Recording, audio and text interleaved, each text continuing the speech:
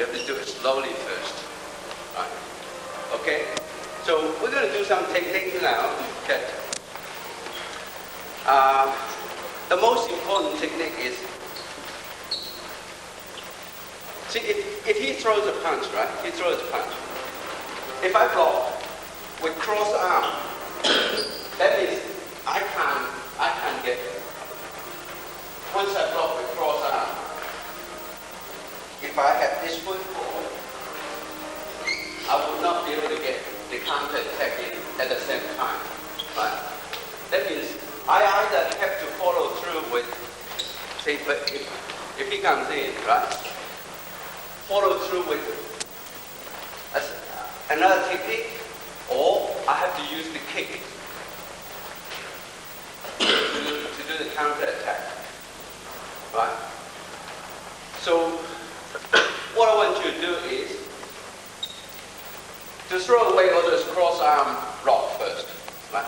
Just to deal with a punch in, a punch comes in, right? Just counter attack, right? Or counter attack, or using counter to get yourself to put pressure on your opponent, even though when you defend. Right? So instead of block, then counter attack, you give your opponent more chance, right? So you go, I'm going to do, right? Counter attack down here, right? So don't worry about the follow-up. We just want the first move, counter attack. Right? Now, one thing you must watch is that, see, if I haven't moved, right? If I haven't moved, this punch would have gone past my head, right? That means my block would have to be very strong. Have to be very strong to stop this punch because he's lunging with his, yeah. So that means when you initial block, you must, in that half step, you must move away. You must move away so that you would not have to use a lot of force for your initial block. Right? So you have to coordinate your footwork with your first Pak Sao block. Right? So we just do a Pak Sao, and Pak Sao and lower punch, and then you Lap Sao and upper punch. Right? So just do that first, right? So that you appreciate that you can elbow up. Then I don't have to worry about the cross, right? Because he can't reach me, right? And I don't have to worry about he can't reach me. All right?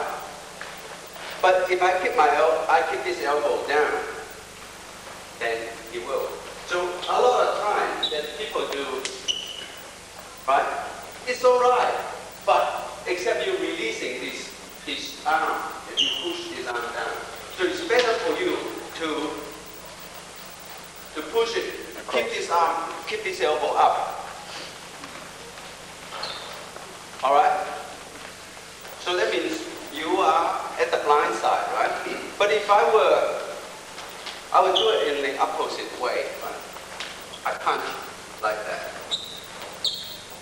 If I didn't step over there, then I would have to worry about this, right?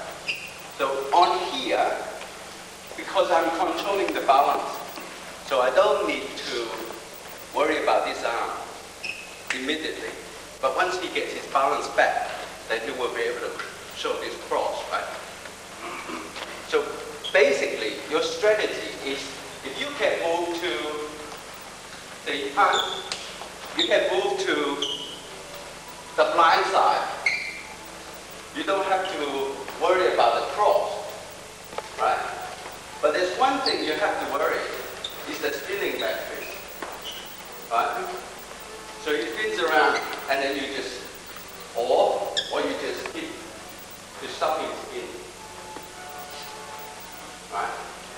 So you have to, if you go to the blind side, you have to worry about the spinning back fist. Not immediately, but, you know, all right? Now, we're going to do this one 10 foot now, right? So on a parallel foot situation, right? On a parallel foot situation. So he throws the punch in, right? Now, the first technique, remember I said, you step back, and then you step slightly across, right? But in this situation, you step across diagonally to get a distance, to get this one here, right? Then, you just turn from there. So you don't need to step back and step across on a parallel foot situation. But you don't step in here, right? So we establish that on a parallel, on a cross-leg situation, you step back, right? And then you step across, right? So your foot is landing inside of this foot, right?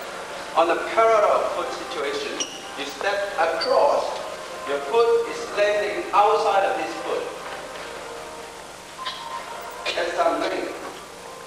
Then you adjust from there. Alright?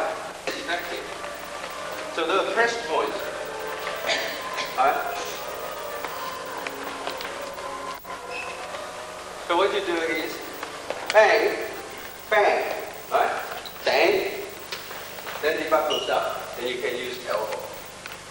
Alright? So you could try a variation punch, and then use the knee to hit on the pressure point. Yeah, just along here, if you wear a Western trousers, yeah, that's already a seam. Yeah, just right along this way. All right, so you can, right? Just straight up. Or you have to learn to use your hip, right? Same thing with elbow. You can go straight up, or you come back. You go straight up, or you go. Right? But you must go using your elbow, using your shoulder, right? But in the knee, you must learn to, right? So to practice, you could do 1, 2, 1, 2. Try to hit, try to touch your elbow with your knee, right? Then you get that hip moving. All right, so you can do that on your spare time. So we're going to move into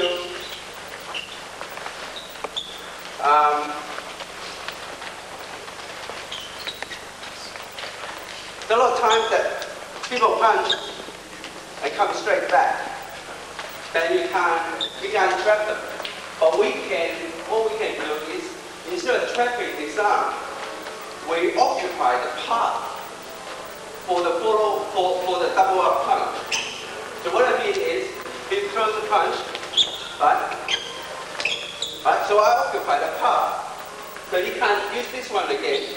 Or even though he swings the other one, my arm's already there, right? Even to do that is, so there's no contact, but it's very hard for him to double up this, right? So what I do is, right?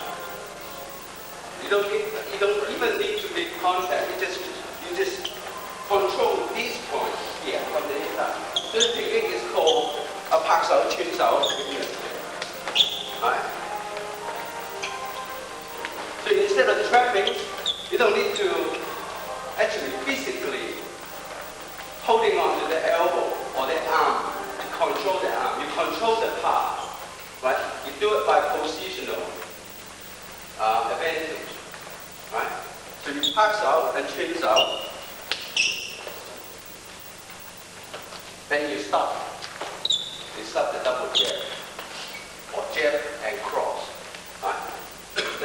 The mistake most people do, Wing Chun practitioners do, it would be push this down and then make this cross. They have to deal with this cross. Don't ever push your arm down. Right? Just you come back, keep this arm up, right? And make sure you watch the elbow, right? So you control the position of the elbow, then you control the arm.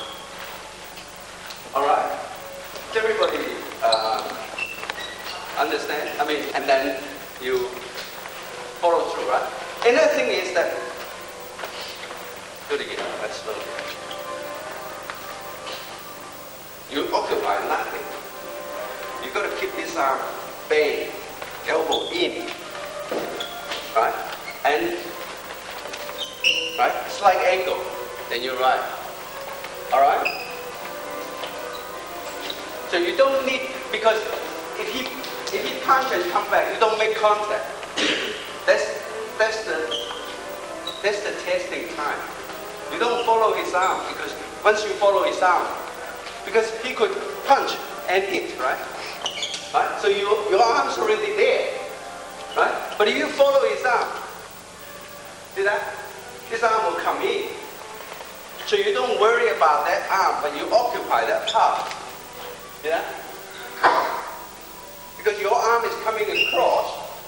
If you have that turn, and that's perfect, but you don't have that turn, it's still all right.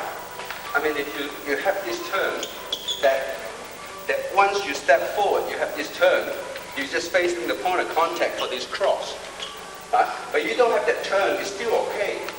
But this is going out to counter attack.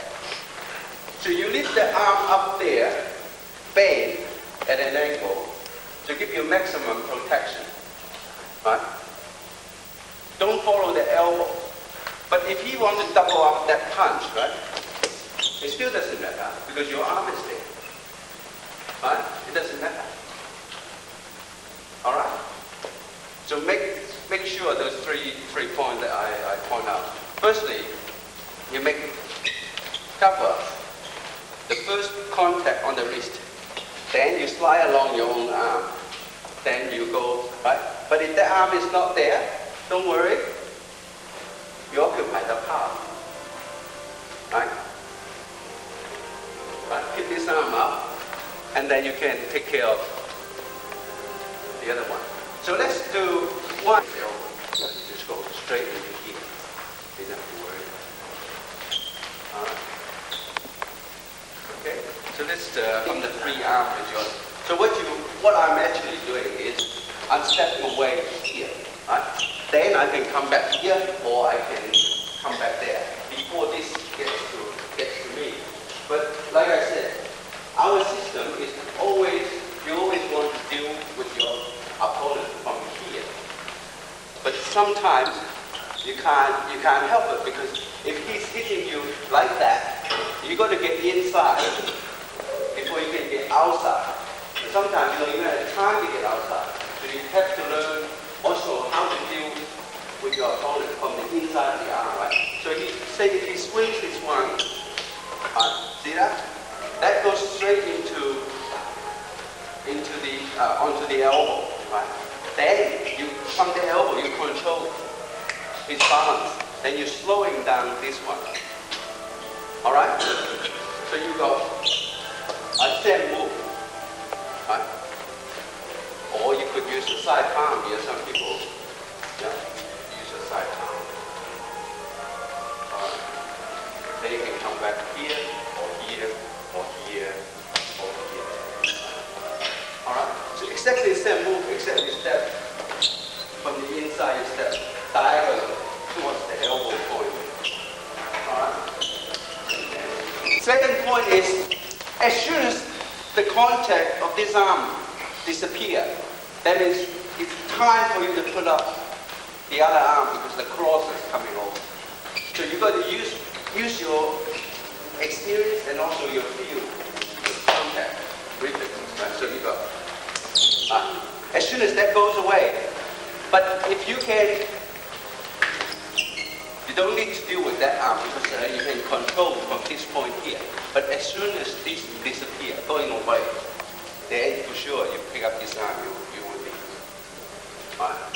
All right. So let's do a cross, right? See what happens. At the same time, and practicing your eyes to see close range, and also tendency to go out in the correct direction. Right? So to compensate for the chi, if you can't get the energy out, you have to go back to the basic, the same.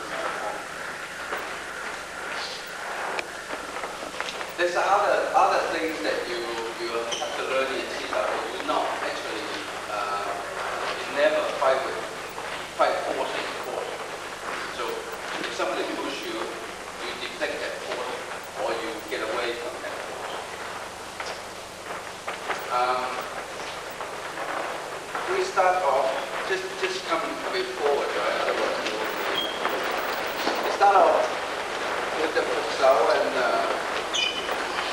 the left arm futsal, the right arm times up. If anybody still has bad, so the futsal is slightly higher than the times up. And then turn into the bong sao. The bong sao is slightly higher than the futsal. Right? So it's not just the pan sao and the bong sao move. Right? The futsal also adjusts. So it's like you adjust the futsal a little bit to compensate for the pan sao. Right?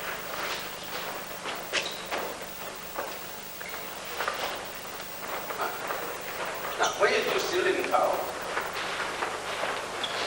where your energy concentrated at the ceiling towel? Can anyone tell me? Huh? No, you drive your energy. You get all your energy to the elbow, right? So it's different to, you do boxing. You push it from your shoulder. Our punches, we push it from the elbow. Right? So when you do ceiling towel, you try to concentrate, get all the energy, concentrate at the elbow, so you can drive it out as fast as powerful as possible. So let's do just the rotation first, right? Right. So the rotation is from the shoulder, right? The rotation from the shoulder. You adjust the futsal as fractions, right? Keep the futsal elbow in, right? Keep this in. Okay. Yeah. Good. Right. Yeah, just a fraction, not too much. Relax your shoulder. If you didn't shift, right, say you didn't have time to shift, then you adjust that foot, get the weight onto this leg, right, by transfer, right. So you go 1, 2, you can adjust that foot. Right, so 1, right, transfer that foot, kick, right, and then you follow up with 1, 2, arm break. So you stop over on the outside. So arm break. So in the form we do it like that, but in real situation we do it like this. So you go 1, 2, arm break. All right.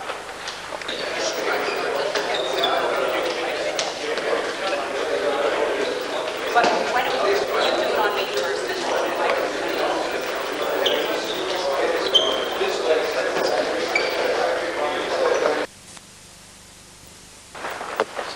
The kick, right? This is like the wu shao that in the ceiling form. Right? So you face this point here. Right? Okay. So in this situation, if he gets away in this, right? So you got this movement, right? So you got arm break, right? And you got arm break, and the palm strike, right? So you could from here, you could just use it with palm strike or arm break, either one or the other. All right. So this time that we follow up with the palm strike. All right.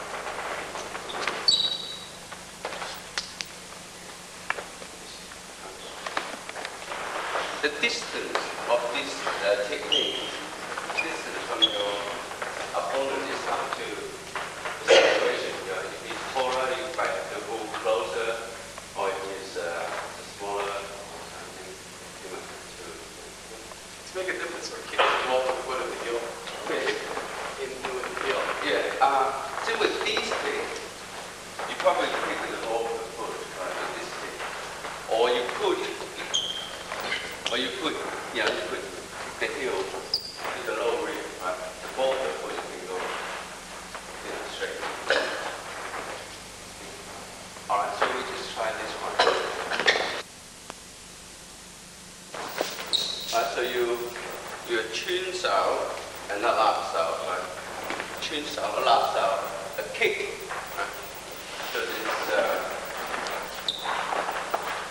so after that, chin out, laps out, step across, kick.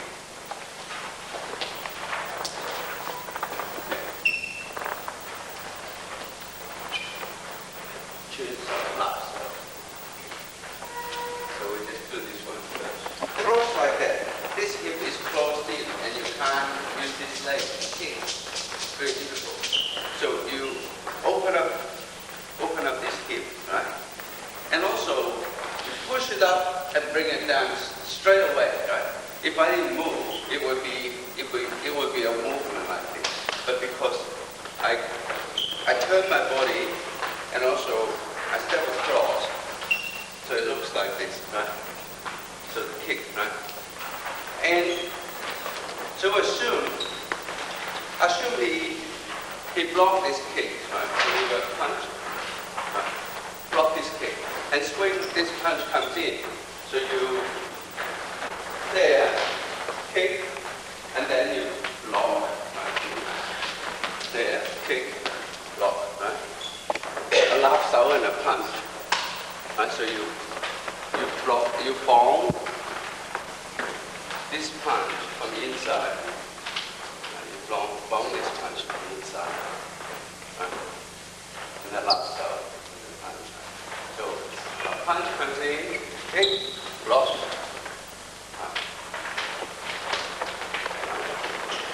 And then the punch comes in, right? So you can't stop here. See, in the form you turn, right? But in real situation, you can come out of it, If you block, if you bomb in here, you can't get out, You got to step back, get out, and this one coming along, right? So what you need is straight away you got to bring this arm around so you can stop here. So to control this fist, you have to bring this fist across your face. So you're going to control the fist.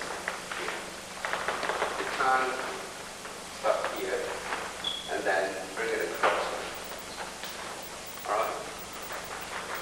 So that's, and also you adjust the distance accordingly. If you're dealing with a taller person, so you're going to move out a bit more and move back in. Right? So you got to move out and move back in. Do you grab this arm? Yeah, it's a laps out, right? But you don't need to pull him right across. As soon as this comes across, that's the we're going to run through the first part of this chapter 4, and then I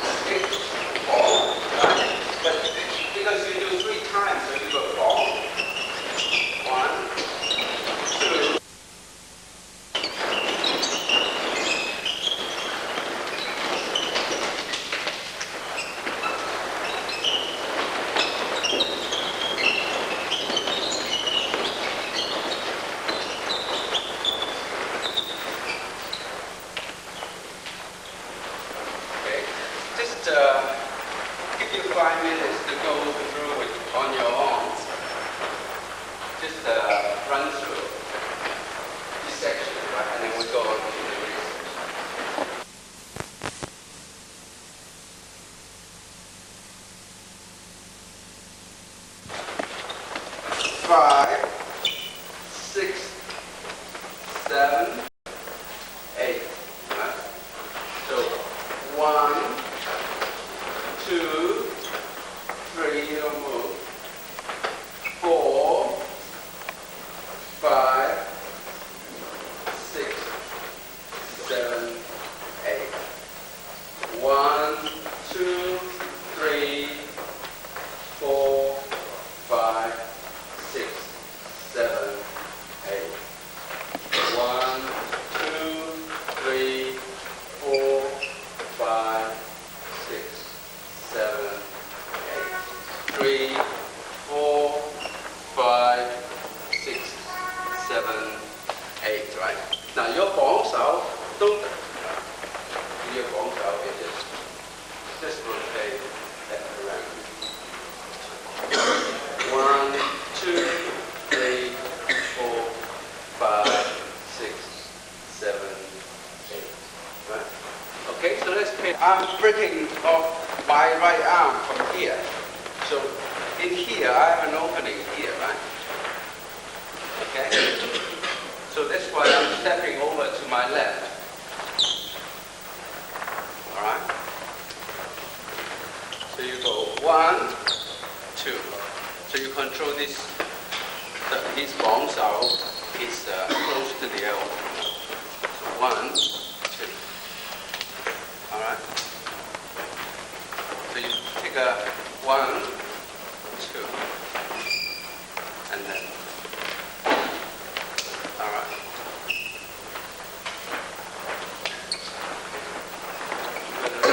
Just marks out. Sensitivity, you have to train from Qisao. Right? That's you can't do it any other way. You have to do it from Qisao. So, if you've done enough Qisao, then you will know. In fact, on the point of contact, because the movement of this arm will transmit over here before this even, and also the distance, right? So what we're going to do is, right? Yeah, right? So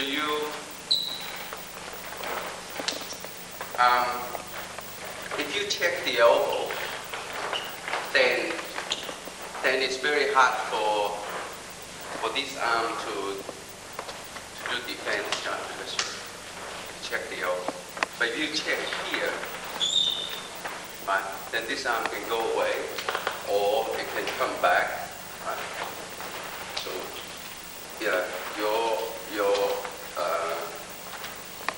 that parks out you apply should be on the elbow. So, you go underneath, same thing. You check the elbow. Right? But in between,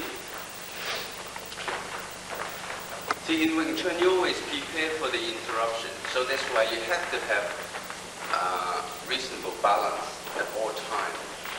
And you can interrupt what your movement. So the interruption is at this point whether if this arm comes along, right, or you have to come back to defend this one, or if you can actually, control from here, right, or even up here. All right. So let's do a couple variations. Right? You still do the bounce out, and then you go straight into this one. All right. So you got there. Do this. So you squeeze across. In the form, we got from here, right? We got this one, right? But in practice, you got to swing, right? You got to swing, instead of pulling this leg back, you swing this one, pull this back. It's just the distance, and also you got the second defense here. Right? So just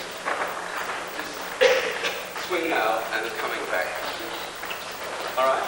So you just walk. Right? And then you go back.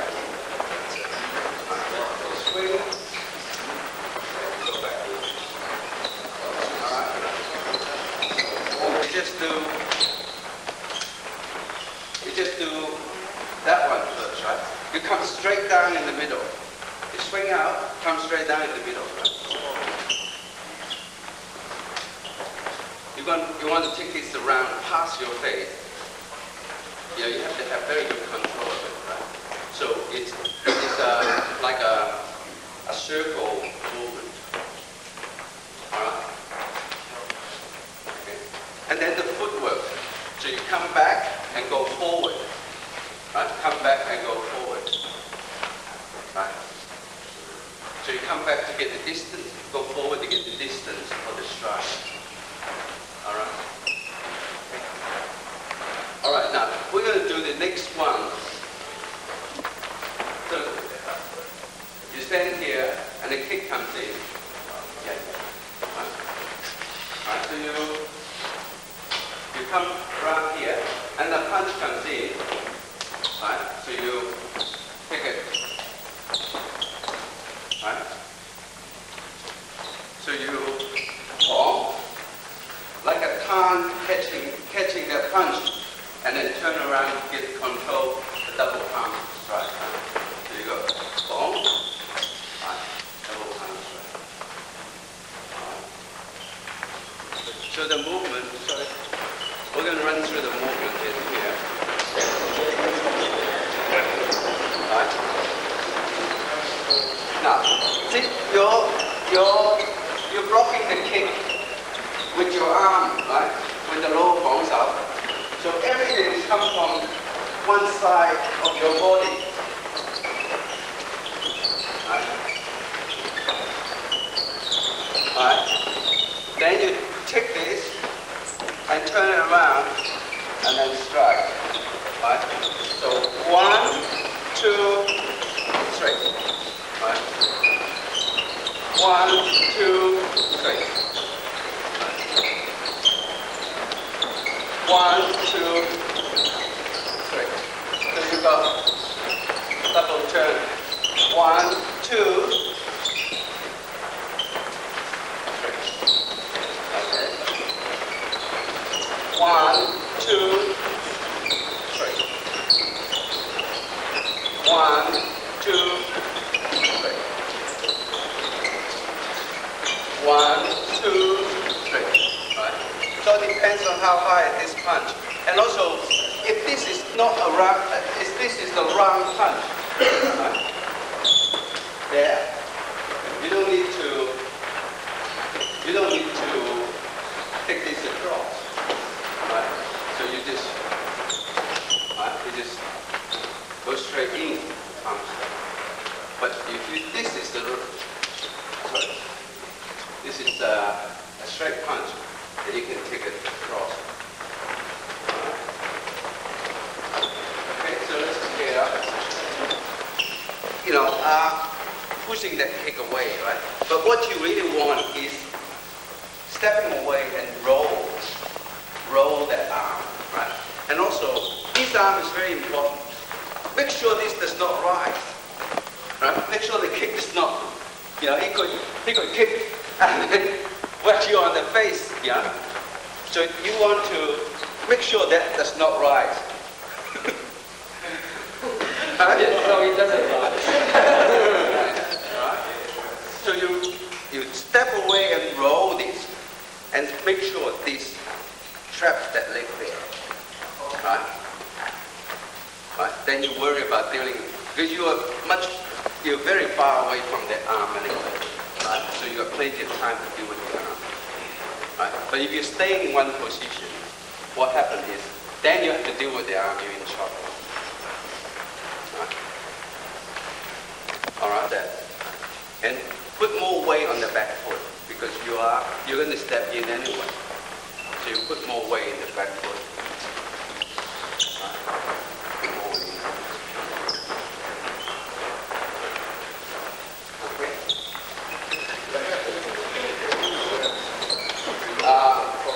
Stay on the weight on the left leg. Kick, kick. 1, 2, 3. Right. Okay. And then 1,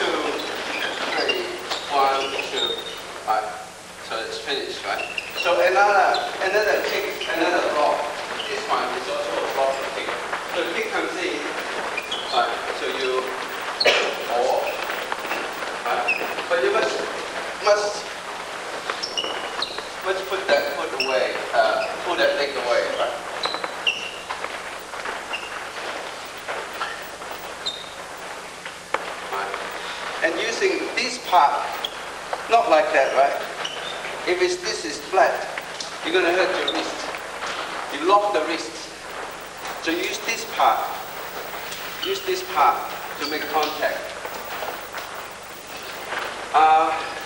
We'll take 10 minutes break, so just line up.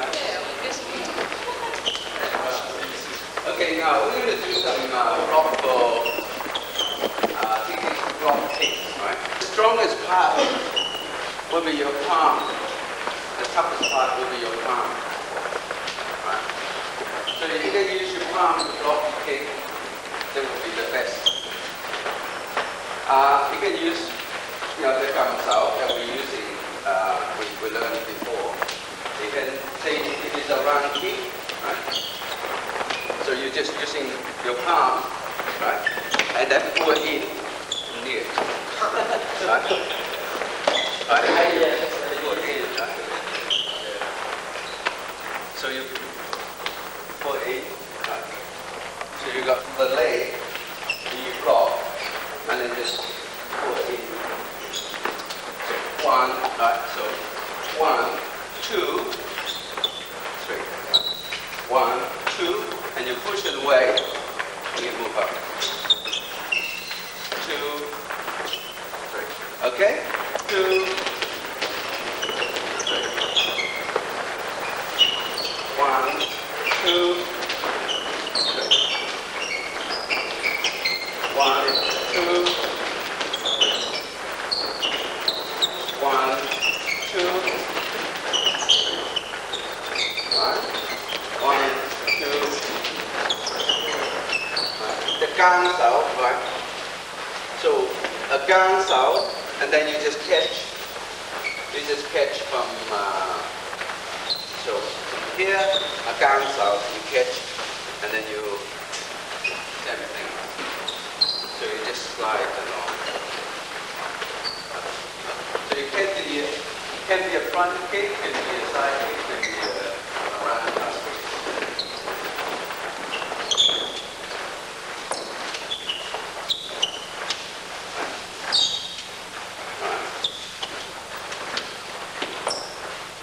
Okay. So you just, as soon as you make contact, you slide. Slide, so you catch, then you can control. Right? Then when you go in, you check the nearest elbow. Okay. So separate, divide the breath into equal parts, right? So you get up to 6 or 7 or even 10 breaths in and then out. And so that's part of control. And then you reverse that. That you do 1 breath in, 1 breath out, 1 breath in, 2 breath out, and 3 and 4 and 5, right? So that's to control your, and then you do breathing like this, right? Just shallow breathe, just using your, and then you increase the speed. Right? So you training your lung, the control. Yeah. Could you explain the incorrect movement of the cylinder down? Can you explain those? The Incorrect movement? Yeah, the bone sound like this. Yeah. Well, see the bone sound. See, because if you look at physiologically, that if you twist this wrist, that your elbow is locked on that joint there. So that's why you cannot release the pressure, release the position if pressure applies to you. So, and also if you look at the origin of the bone cell is the cup. It is the cup, we copy the bird's movement of the wing. So somebody hit the bird with a fishing rod, and the bird can throw its wing out to deflect the force. So the wing, that's the feather and the wing.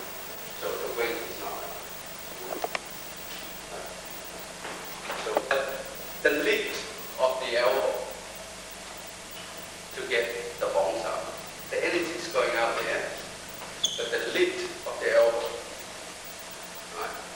must learn how to loosen up there.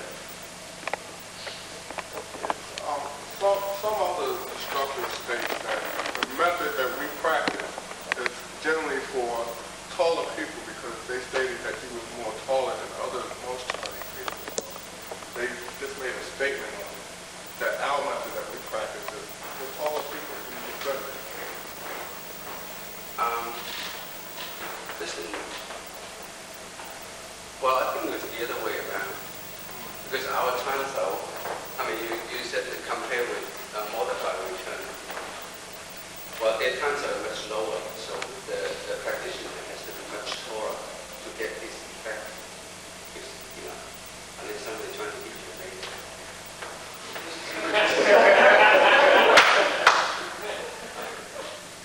So, but our transao is,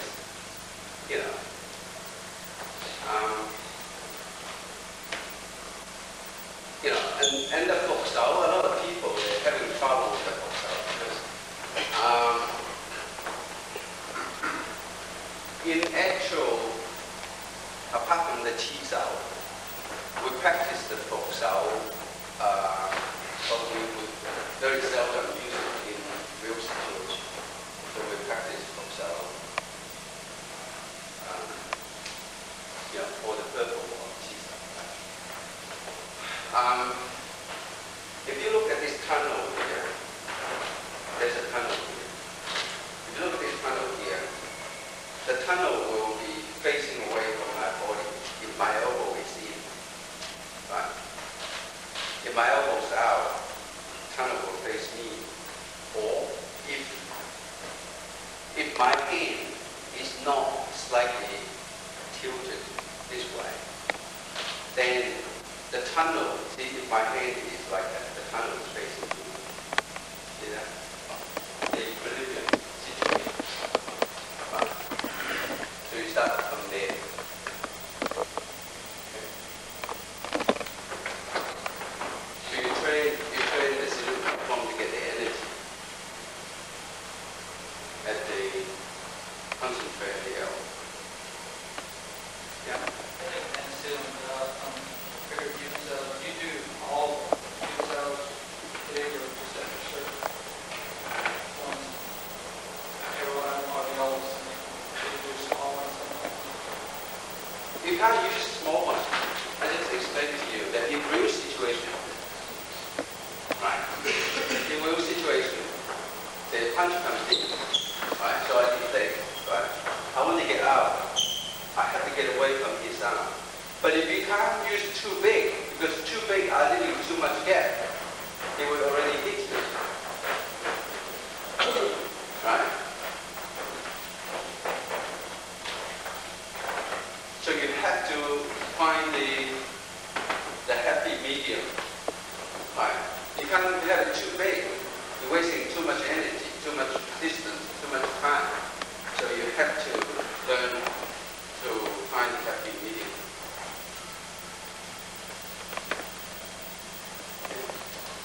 This is going out. He passed certain information that is only for his next in line student, his number one student. Yeah. If you were on your last day, what would you pass on last student? I have passed all on to you already. But see, I don't know. I think the person, philosophy, and also something that you said. Some people said in the Roman days may not be applied now, or some people said something said 20 years ago, 30 years ago, probably not, because we live in a dynamic age, right? So I really believe that in order for the art to be healthy, you should not be sensitive. You should be given. Even though there's certain things that certain techniques that I would not favor very much, I still would teach it because I might be, because it's my field, I might not be suitable for those techniques. But someone else might be. So why should I censor it? Because I don't know things I can't do it as well. something I can do as well. Right? So I think that, if you were teaching, you should pass it on, but also you should keep an open mind too, that review, your training method or teaching method, or to suit your student.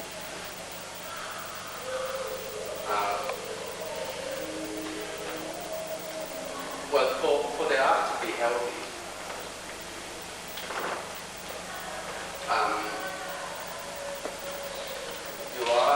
I think if you're going to promote the art, you have to be fair to the art. So, if you teach your student, you should teach all you know.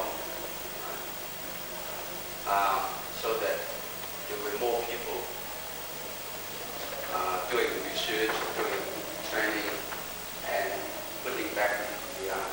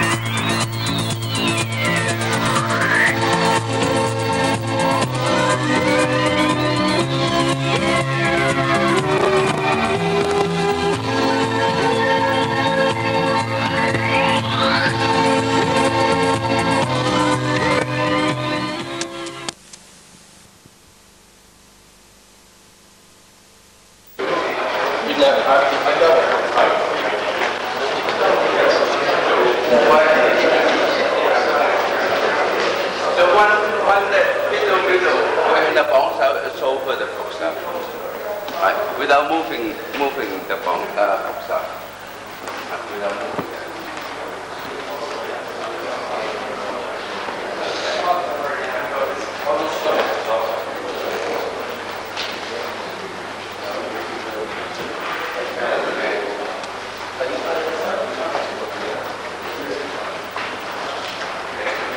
And then you roll it again.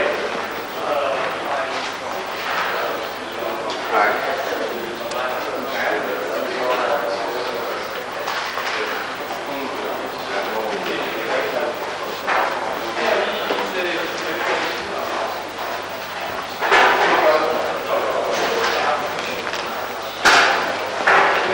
And then, yeah. Right. Okay. So we just keep going and then I'll come back here. Alright, so this group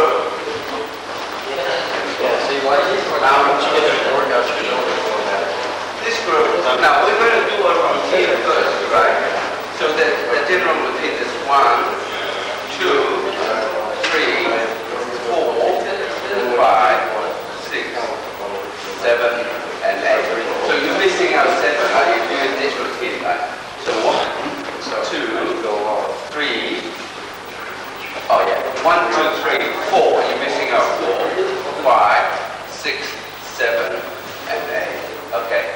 So you're missing out 4, right? Okay. 1, 2, 3, 4. You're missing out, right? 5, 6, 7, and 8. 1, 2, 3, 4, right? 5, 6, 7, and 8. 1, 2, 3, 4, 5, 6, 7, and 8. Okay. So you do this, and then I will come back here. Okay. The row. Just do the row. Right. One person is right arm, one's right arm, the other person is right arm, same thing. Right? So, but you got 攤手, 伏手, 綁手, 伏手, 攤手, 伏手, 綁手. Okay? Alright, so you pair up and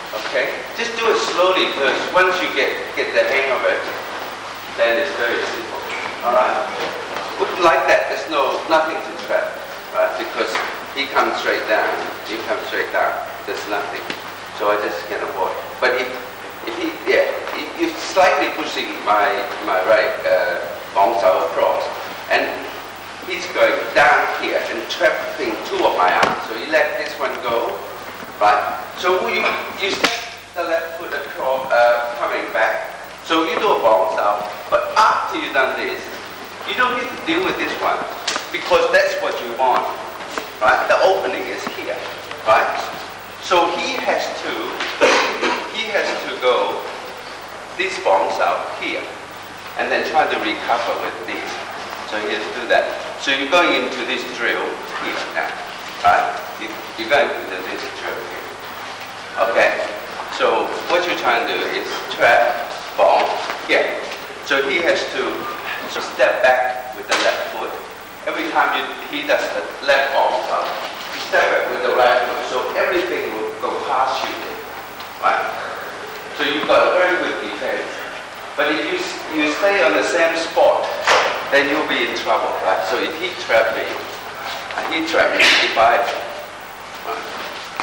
right, so you got, okay, trap, bomb.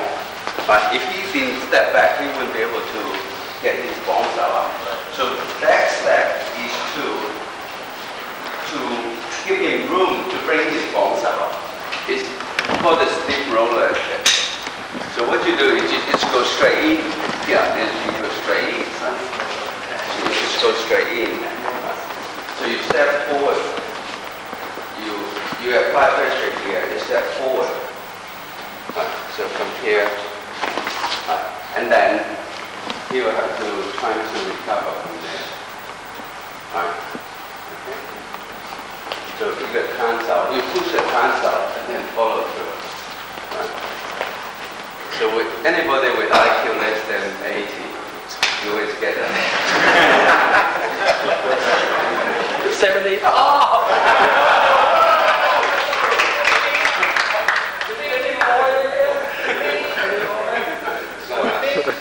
So you basically what you're trying to do. So they will bring this arm down because they have been trying to stop it. Then this is over. So you step in. So because they will have to use the body to defend. That is not the proper defense. I showed you the proper defense. So once they start doing that, then this is wide open. So you, right? Right. So you always get them on the top. Alright. So but you take that step in, and then you go. Alright. Just defend that. You can defend the whole angle, right? So if he charge in, right? He charge in. So you have to defend that, but you have to go cover this elbow, and you go around it.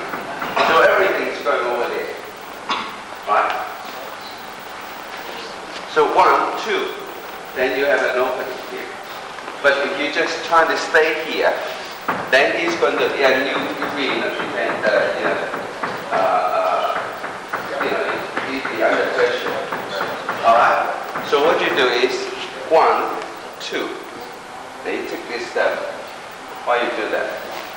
Then you get. So everything is over there. So you actually trapping the elbow. Okay. So it's the footwork, right? Doesn't matter how your arm, how well your arm performs. Your body, you will not be able to defend that because it's just straight, right? Go straight in, right? So when you push this, right? So you're going to take a side step. When you do a gang cell, a palm cell, a jump cell, and gang cell. That. Right. So I show you every time you do bounce out, like we did. Left bounce out, put the right foot back. Right bounce out, put the right foot back. So you turn everything over there. So it's just from here, that's out, right? Bounce out, right? So everything over there. Then you need a very good position. Now, another one is that if you use your bounce out, you bring this arm slightly across, right? So his foot's out slightly across. Then you can trap him from here, right? Now, but usually if you lift this arm, this will go straight into you. Right? So you either do the trap very, very fast, or you have to see that you have to shift slightly across there. Right? So you've got this one does not come in here. Right? bring this arm, see this folks out,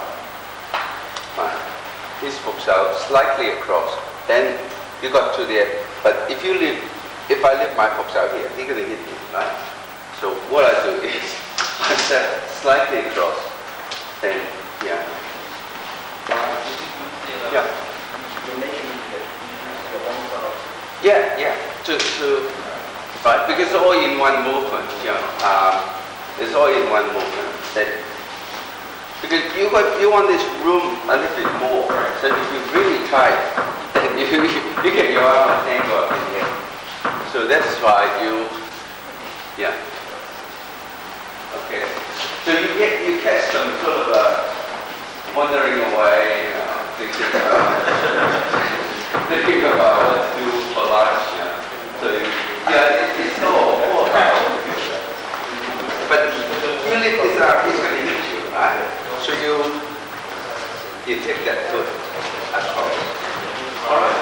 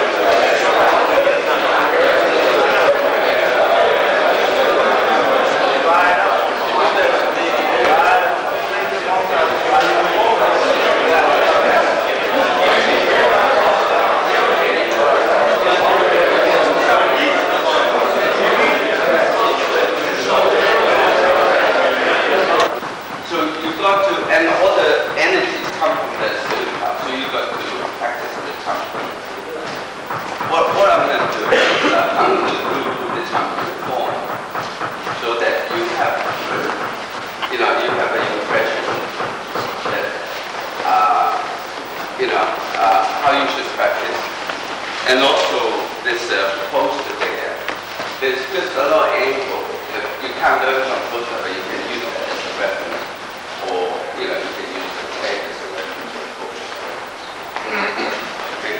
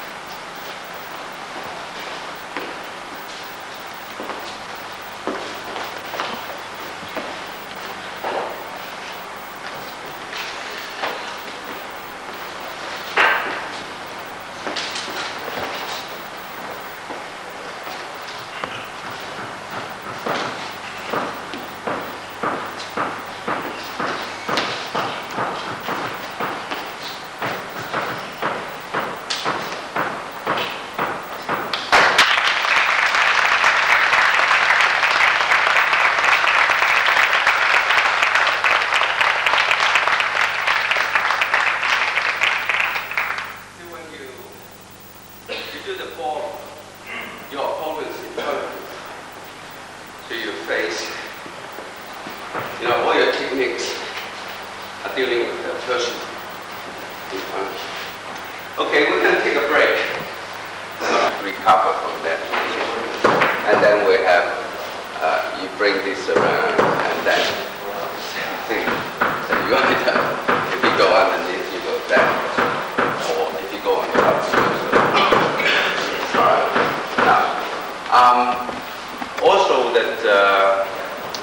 You could also do this, right?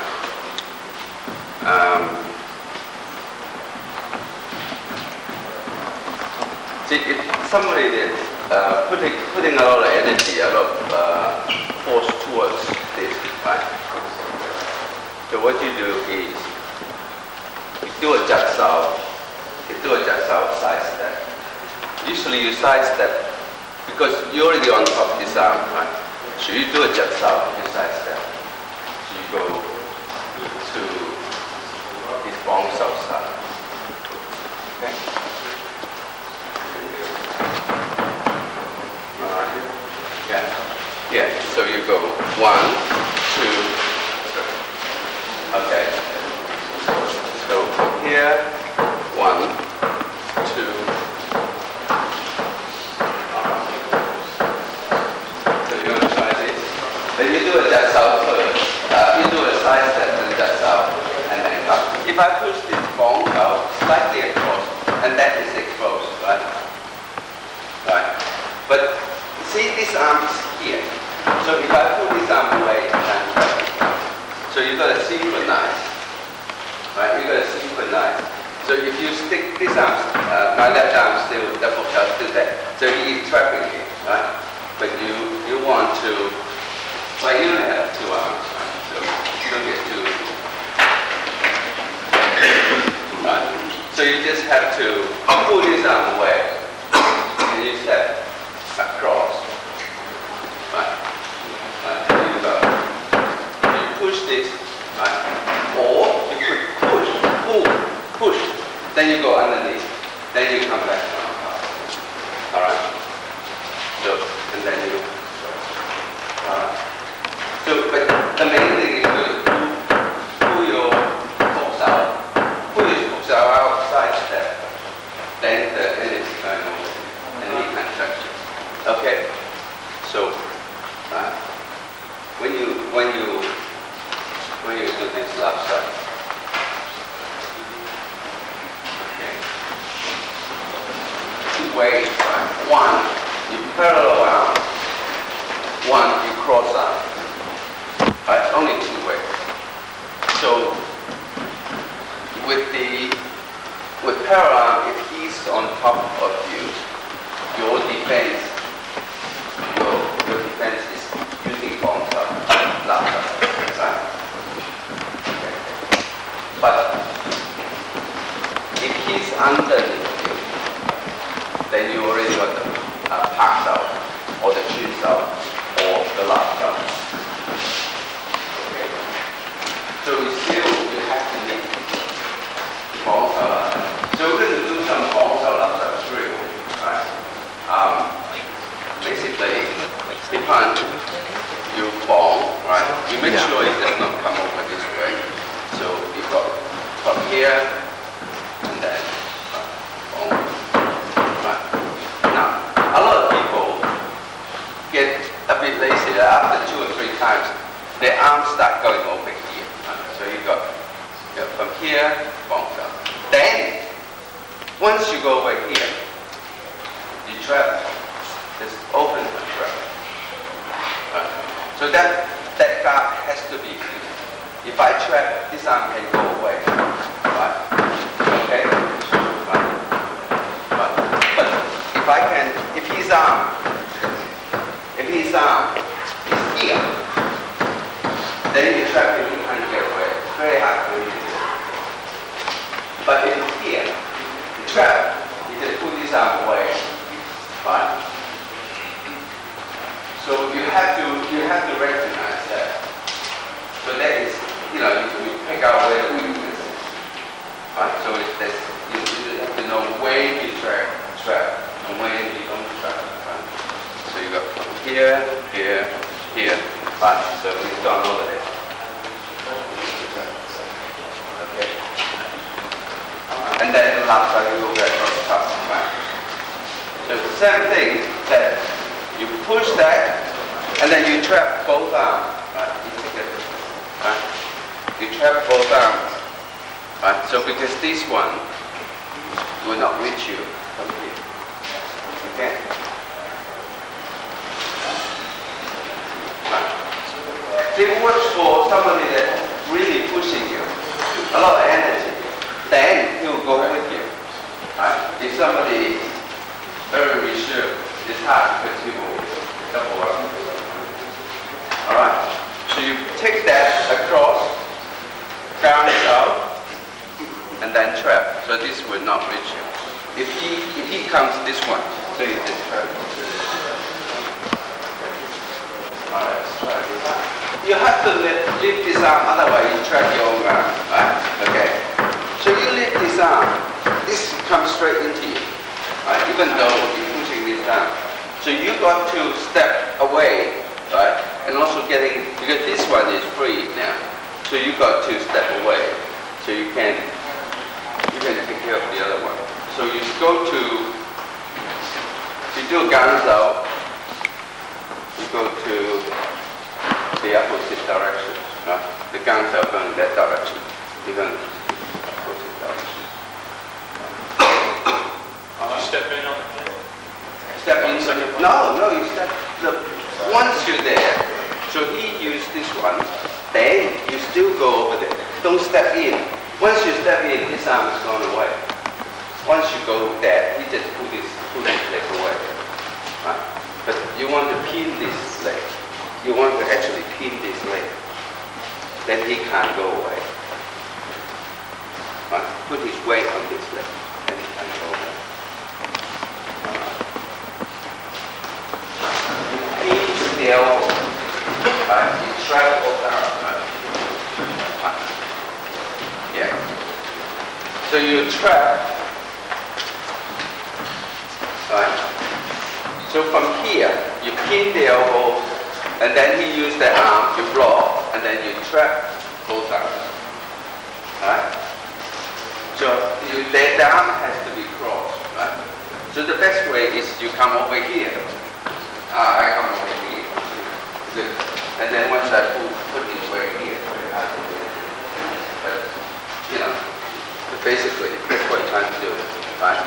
Then you pin the elbow, right? So you pin this elbow. Right? Pin the elbow. But you don't want to pin over the elbow, just on the elbow or slightly under. Then this arm is not free. But you pin here, this arm is still free. Right? So you create an opening so you can create an opportunity.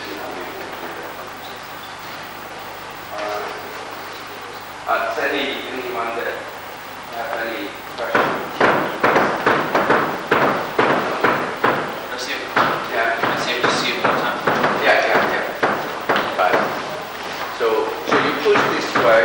Push this one slightly over, and then you come in, right? Temporarily trapping this one, then you pin this one, right? Because you can only trap this temporarily from here. You can pull this out, right? Or you can lift up the box out. This one is free.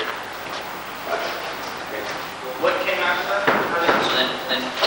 So you pin the elbow, and then if he executes this one, then once you block, then you can trap. Right. So the other one that what you do is you pin the elbow, right? You pin it this way, right? So he executes this one, you can trap, or you can trap here with the elbow. But that is not very free. That is quite free. Right? So you only sort of like a temporary. Right? It's better than you trap using this arm to trap on the elbow than you truly trap. So if you stand here, then you truly trap. But if you are here, that's not trap. Right? But you still got fraction of a second that you have two arms against one arm. Right? Alright. Okay. Now we're going to take a break for lunch, and we'll be back at 1:30.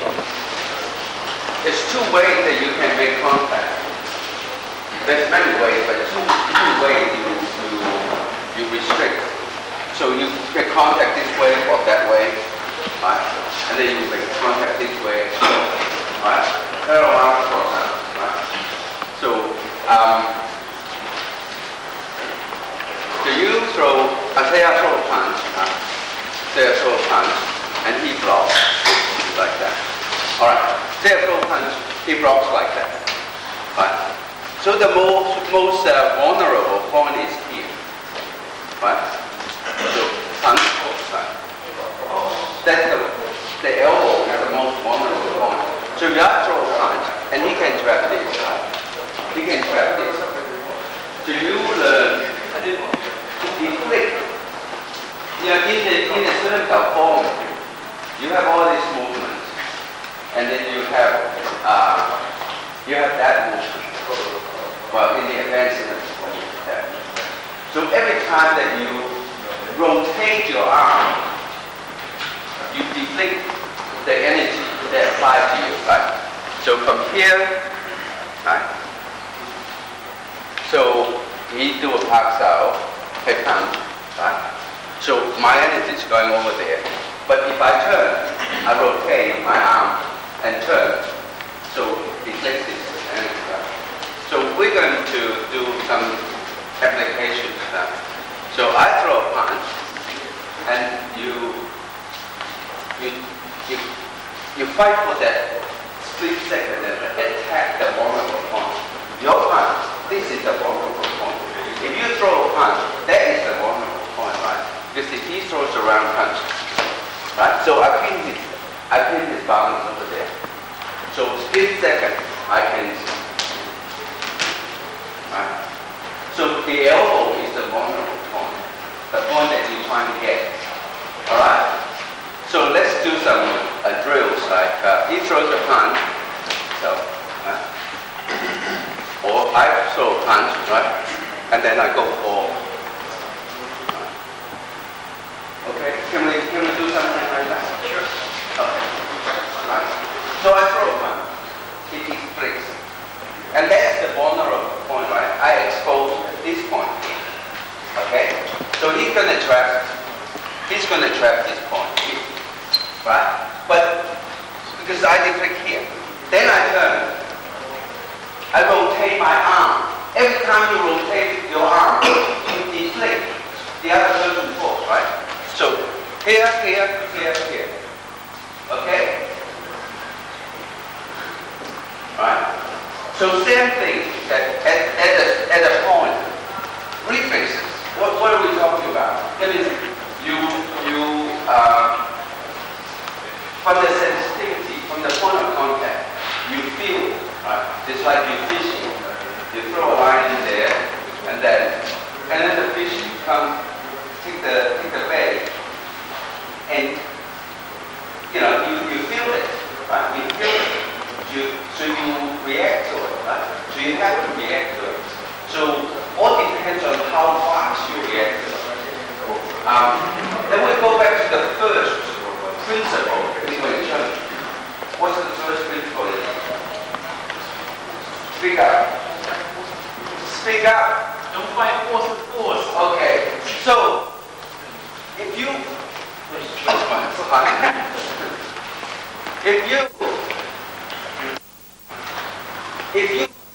why you don't fight force? Because as soon as you resist that force, it will slow you down. Slow you down, that means you have a strong effect. And you become to me that why can I feel this? Why can I do this? Because you fought that force. You don't fight that force, right? That pops out, right? See, as soon as it pops out, I turn. Right? Instead of pops out, right? Because I fought. Right? So you have to react to that. The end is coming in. You turn. There's many things you can do. You do that. You can do a pass out, and then you're already in the counter attack. Right? You cannot use your eyes. Your eyes are useless. You be better off close your eyes. True. Because your eyes is slower than what you feel. And if you don't believe me, you go this fish. If you can see the fish coming to take the bait, if you use your eyes, you will never catch the fish. Because by the time you see, it's too slow. You're going to feel it. Right? So just let your, and also you cannot think. You cannot think and say, that's what I'm going to do. Too late. Yeah. You're going to use your reflexes. That means instant response. As soon as you feel it, you turn, right? And as soon as you turn, still pressure pushing you, you adjust your footwork. So it's not just here, but reflex. You've got the whole body over there. So you adjust, and then, it's going back. It's falling through. So it's also reflexes, to get the distance. Alright? So we stay on this for just a couple minutes, and then we go on to the next one. Chance to get trapped, right? So that is like a psychology that people usually resist you, and they ended up, in a worse position, right? Now, another one we want to do is, he throws a punch, right? You block, and then you do a laps out punch, right? So you do a block, and then laps out punch. So you deflect, and then laps out and punch. Right? Okay? Right. Okay, so we try this, and then we try the counter. You want to trap with this arm cross. Right? Alright? You just trap, or you can double up and trap. Alright? Because this arm is still here. But if this arm is not there, so if I do a punch, see, this arm is there, then I'm in trouble. Right? Okay? But this arm is not there. Then this arm. Right? Your arm is getting in the way. Right? Okay. Right? So, or you could even do this. Trap. Pin the elbow on here. So put his weight here. So he push here. Then you come back to the position. Alright?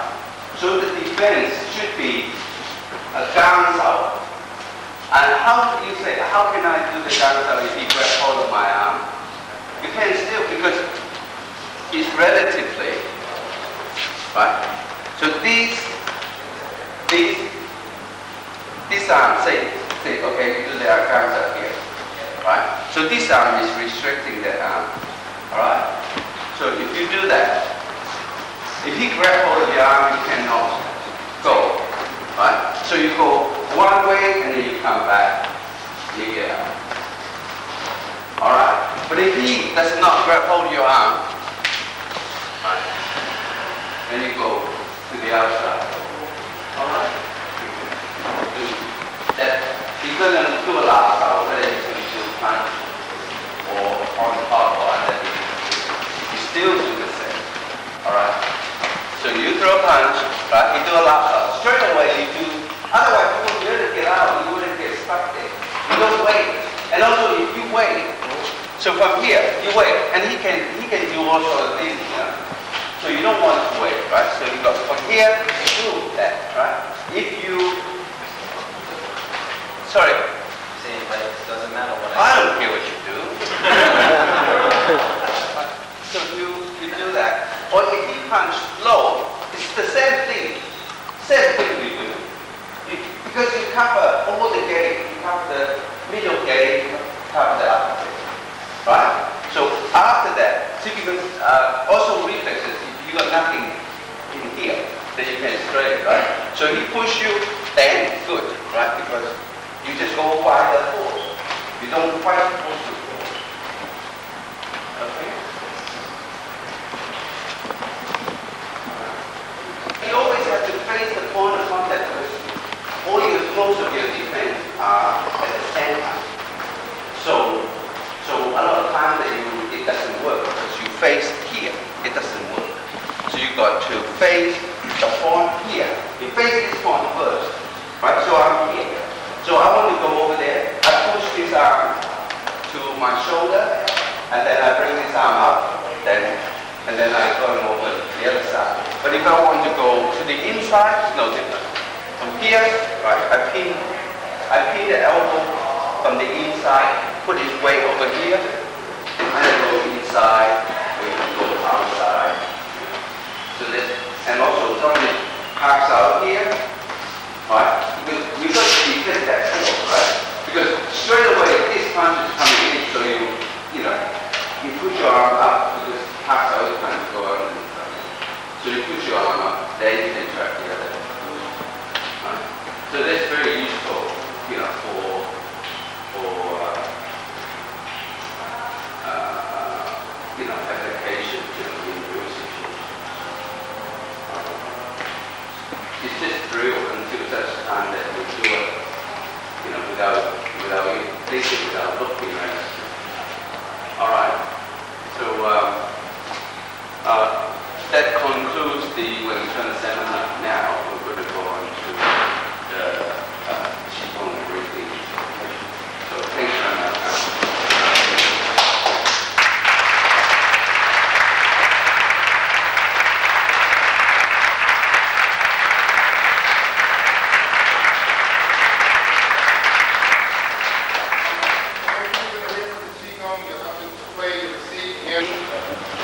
Is air. In translation, is air. Is oxygen.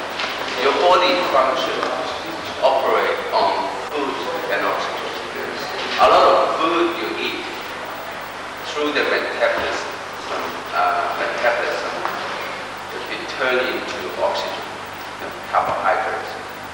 Once it's digested, turn into oxygen. So it's basically oxygen.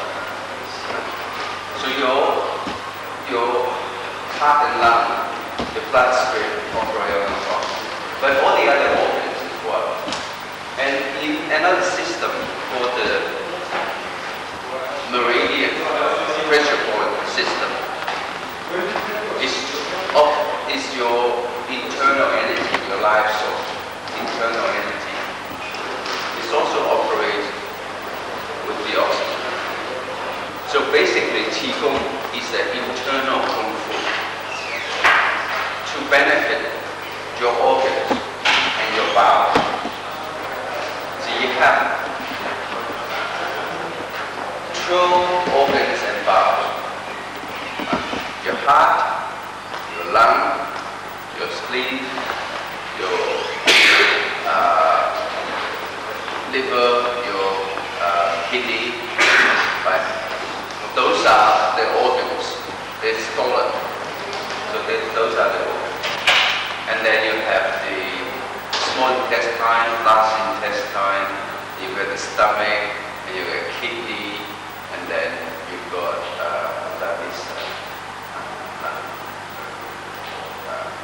small intestine, large intestine, stomach, kidney, and bladder. Not kidney, bladder and gallbladder. That's the bowel. That's the hollow. But there are another two organs.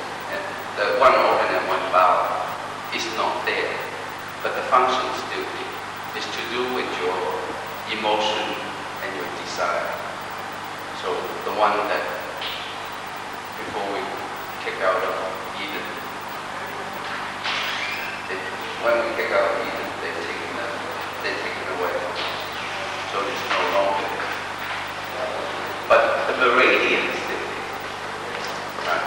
The meridian is the channel that runs the internal energy, governs the function of your organs, governs the growth function of your organs, and then secondarily, that also governs the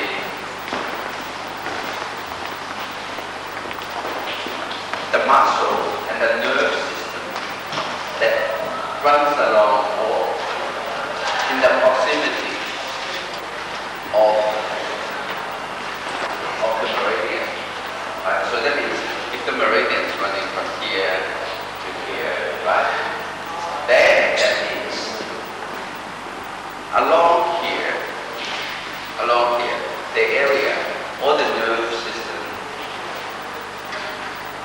all the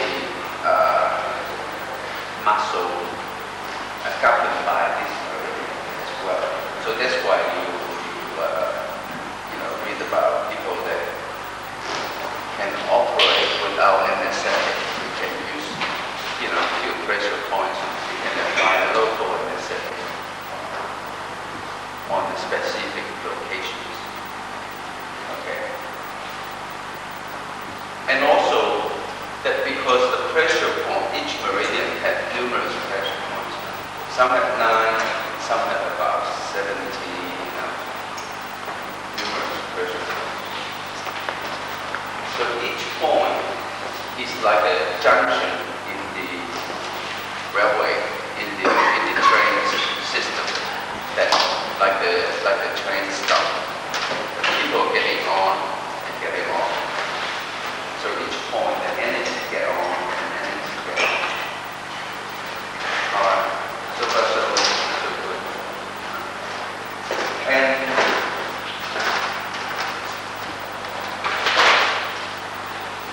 in Qigong, that means you breathe a special way. You direct the oxygen to a special meridian. So you improve the flow of that meridian. Right? So in turn, make that particular organ that corresponds healthier. Right? So basically that's what you're trying to do. Generally, we know when we exercise rigorously, we exercise our heart and lung, and the circulatory system, and the muscular system. But we don't know how to exercise the liver, or the gallbladder, or the bladder, or how to make them healthier, or how to exercise your stomach, or exercise your small intestine, large intestine. So the Qigong is teach you how to use a special breathing exercise to exercise the meridian, so you turn exercise the organ and make the organ healthy. There are two types of Qigong. One is the static type. The one that we do is a static type. But there are also a mobile type that you move around. Right? So that is harder to achieve because you have the sequence. Right? Okay. So maybe we should do some Qi breathing first. Right? Just relax ourselves. Then we can go into the meditation. Then I try to explain to you what Qigong to do with meditation and what's that got to do with making the mind healthier, the body healthier, increase your self-awareness and all that. Right? You can sit just comfortably, but the general meridian that you want to operate on is the center. The two, one divides the body, in the front, and one divides the back, here, the back, and the back, right? So the one in the front is very much used in a lot of meditations, a lot of breathing exercise. If you have done yoga, they use mainly the front one. Right? That's where you store your energy. But the back one is also important because the back one runs along with the vertebrae and also very close to the nervous system and governs the nervous system, the spine, and so it goes to all your nervous endings and so on. So it's also very important. And also the vertebra is like the pillar. If your pillar is healthy, straight, then you don't get pain, and you don't get all these other side effects. So would you like to ask anything before we go into or would you like me to repeat something else? Okay. So how many of you have done meditation? Okay. So how many of you have done Qigong? Okay. So now the one that I show you are very simple, right? And also it's very easy to do, so you don't need lessons. You don't need sort of a supervision to do. And also we're going to very light. Often in meditation, in the Buddhist meditation, you see them putting the thumb sort of facing each other. Like that. Right? So if you play with 2 men, the negative, you put the negative against the negative, what would it do? It will repel each other. Right? So remember, we're trying to exercise the meridian. Okay? So let's forget about this one in the center. Let's just concentrate on these 2, right? What we're doing. This is negative, that's positive, that's negative, that's positive, that's negative, that's positive. So you put this against each other. They start pushing against each other. So that means it will flow a little bit faster. Right? So that's why they do that. Right? Okay. And often that you see the Buddhists, they do that. Or they do that. Or they do that. Right? So even some do that. Right? So you put the negative and the positive to form a loop. So what they do, they attract each other. So we'll flow, will attract each other. So it's just similar principle that you can put the negative and positive together. Right? So we're going to try this one. Right? Now, to get the front trunk meridian and the back trunk meridian linked up, you need to push your pelvis forward here, like you do silicone form. You push pelvis forward, so you connect in underneath. Then you put your tongue behind your teeth on the upper palate. Then you connect on top. So these 2 start connecting, so you can make a flow. But that's one of the main reasons. There's other reasons too. Because once you put the tongue up there, you nourish your system. So the saliva is a very good medicine. So when you're breathing deeply, the saliva comes down, and then you swallow. We won't go into detail how you swallow, but you just swallow as natural. But there are other techniques too, but that's too detailed. It's not really that important. But you swallow the saliva, and it, Cheug, if you use the saliva, can you put on a wolf? Well, animals do that. It's a very good medicine. Right? The saliva, in fact, is a very good medicine. And also, when you do meditation or Qigong, you don't want your mouth to be very dry, so usually you just breathe through your nose, right? And breathe out, right? See, the system I give you is slightly different to most systems. But because it's so simple, and you will not have any side effects. So, you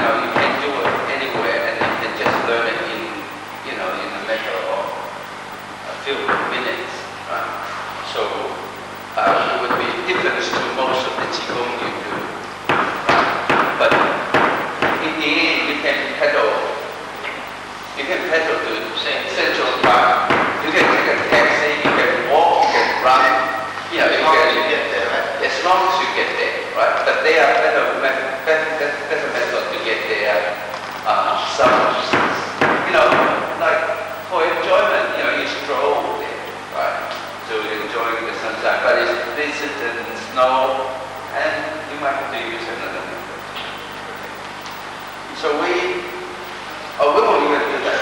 We just put our palm resting, right? Now, the main thing is never arch your back. Once you arch your back, you put the pressure on your back, and also the connection underneath is not very good. So you push your pelvis forward and tongue up there. So you can close your eyes, you can keep your eyes open. Now, normally it's you breathe out before you breathe in, but with my system you don't even need that because you breathe in from the back. You breathe in from the back and then you breathe out. So it really matters that you have some stale air inside. It will come out anyway. So you breathe in. Yeah. You do it on your own time, right? You don't let people govern how you breathe, right? So you breathe in, trying to imagine the air coming up to the top of your head, coming down the spine, and then coming out on the front. So you do 4 breaths, and then we stop, okay?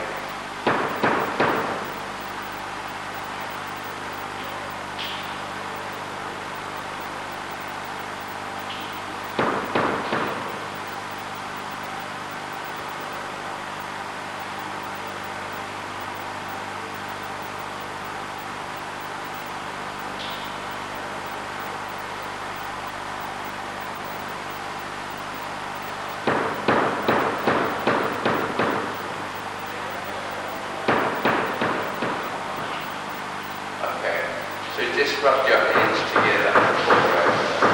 The reason you rub your hands together, even though you're not doing your hand, the meridians from your hand, you still feel your hand very warm. So there's excess energy. So you rub it away, right? So, does anyone want to ask any question and feedback, anything? The other day you were talking about how a lot of so-called Qigong masters use hypnotism to convince people that they do incredible things. Yeah.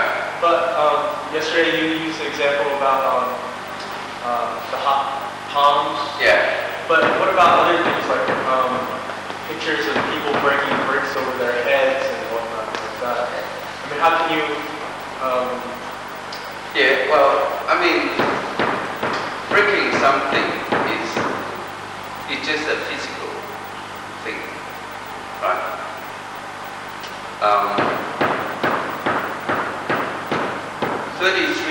32 years ago, I just arrived in Sydney, less than 6 months, and they have a Japanese ship doctored in Sydney.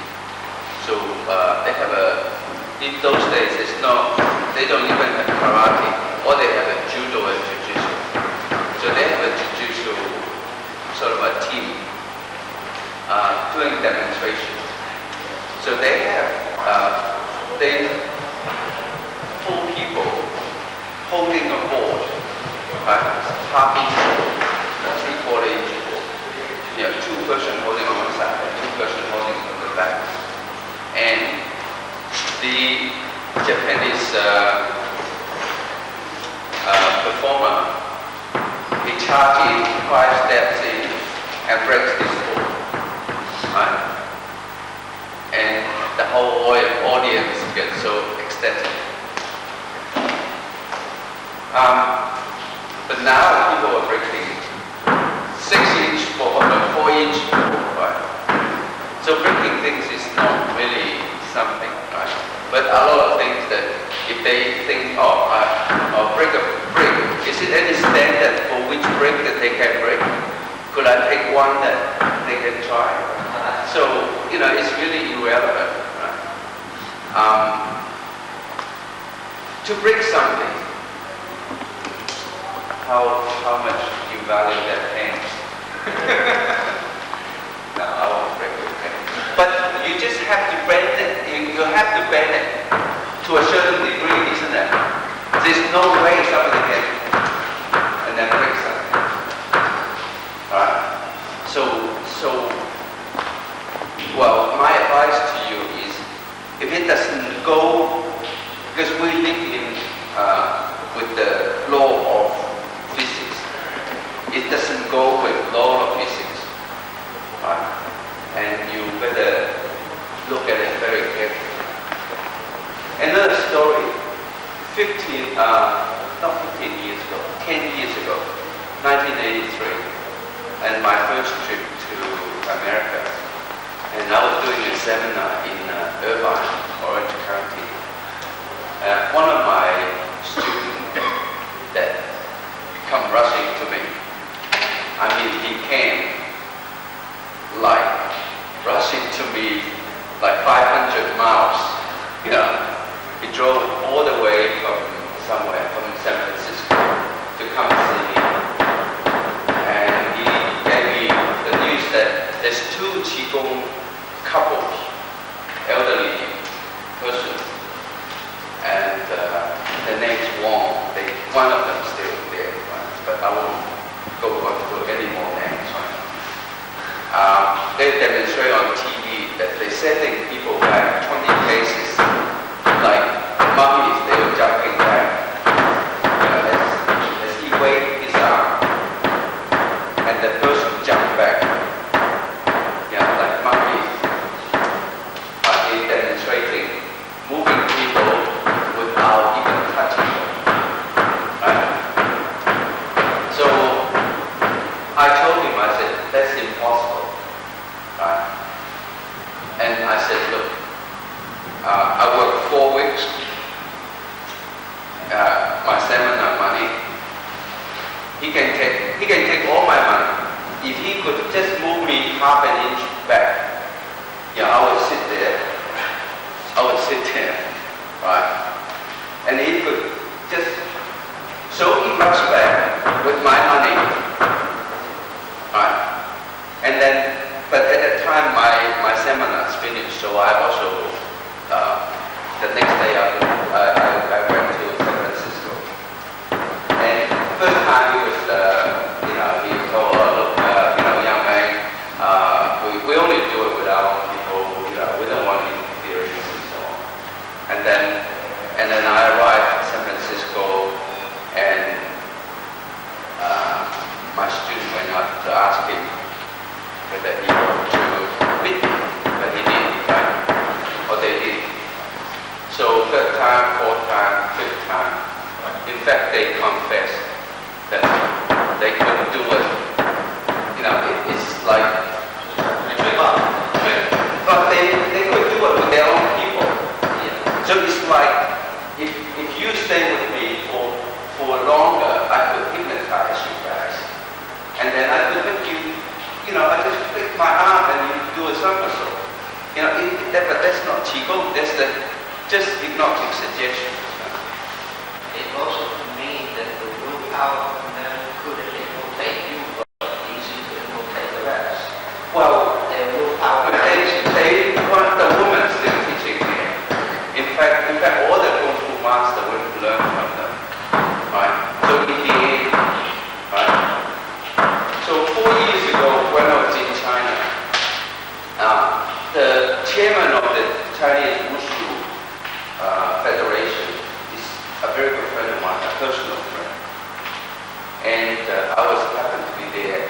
And they have to sit in an examination for the 6 best Qigong master, but most of them come from the south of China, because the south is more shifty, more, sort of streetwise, So they want to apply membership into the Wushu Federation in China.